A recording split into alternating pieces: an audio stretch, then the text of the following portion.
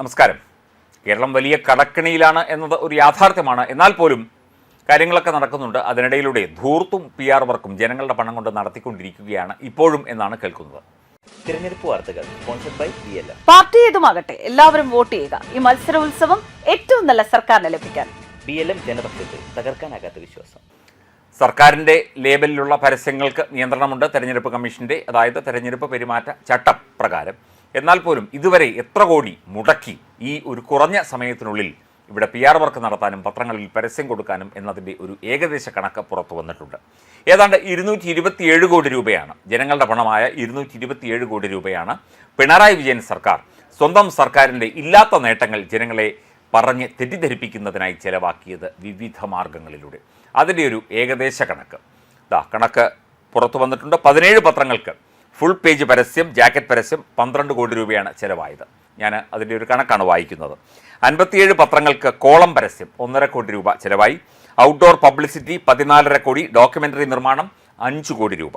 പരസ്യത്തിന് വേണ്ടിയുള്ള സർക്കാർ സർവറുകളുടെ അറ്റകുറ്റപ്പണി 2.5 കോടി രൂപ മുടക്കിയാണ് ചിലവാക്കിയത്, അത് നന്നാക്കിയത്. പിണറായി വിജയൻ്റെ മുഖം വെച്ചുള്ള 600 കൂറ്റൻ ഹോൾഡിങ്ങുകൾ 10 കോടി രൂപയാണ് ചിലവ്. കന്യാകുമാരി മുതൽ കാസർഗോഡ് വരെ 100 മീറ്റർ അകലത്തിൽ ചിരിച്ചുകൊണ്ട് നിൽക്കുന്ന പിണറായി വിജയൻ്റെ മുഖം നമുക്കൊക്കെ കാണാം. 2500 KSRTC ബസ്സുകളിലും 1000 ദീർഘദൂര ബസ്സുകളിലും പിണറായി വിജയൻ്റെ മുഖം പതിപ്പിച്ചതിന് ചിലവായത് 2.5 കോടി രൂപ മാത്രം. ഏറനാട് പരശുരാം ട്രെയിനുകളിൽ പരസ്യം പതിപ്പിച്ചതിന് 10 ലക്ഷം. മെട്രോ പില്ലറുകളിൽ 75 ബോക്സ് പരസ്യം, ചിലവ് 35 ലക്ഷം. 5 ട്രെയിനുകളിലെ ബോഗിക്കകത്ത് റാപ്പി പരസ്യം, ചിലവ് 60 ലക്ഷം. 16 റെയിൽവേ സ്റ്റേഷനുകളിൽ 102 LED ഡിസ്പ്ലേ 8 കോടി രൂപ. 24 ബസ് സ്റ്റേഷനുകളിൽ ജിങ്കിൾ പരസ്യം 2 ലക്ഷം രൂപ. 23 റെയിൽവേ സ്റ്റേഷനുകളിൽ 53 ജിങ്കിൾസ് 53 ലക്ഷം രൂപ മൊത്തം ചെലവ്. പരസ്യ നിർമ്മാണം 5.5 കോടി. സോഷ്യൽ മീഡിയ പ്രചരണത്തിന് ഒരു ജില്ലയ്ക്ക് 73 ലക്ഷം വെച്ച് 14 ജില്ലകൾക്ക് 10 കോടി 22 ലക്ഷം രൂപ. സോഷ്യൽ മീഡിയ പ്രചാരണം മെറ്റീരിയൽ 2 കോടി. ചാനൽ യൂട്യൂബ് പരസ്യങ്ങൾ 37 കോടി.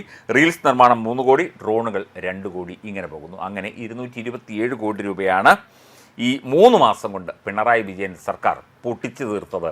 നേരത്തെ പറഞ്ഞതുപോലെ ഇല്ലാത്ത കാര്യങ്ങൾ പ്രചരിപ്പിക്കുന്നതിന്, ജനങ്ങളെ പറ്റിക്കുന്നതിന്, ജനങ്ങളുടെ കണ്ണിൽ പൊടിയിടുന്നതിന്.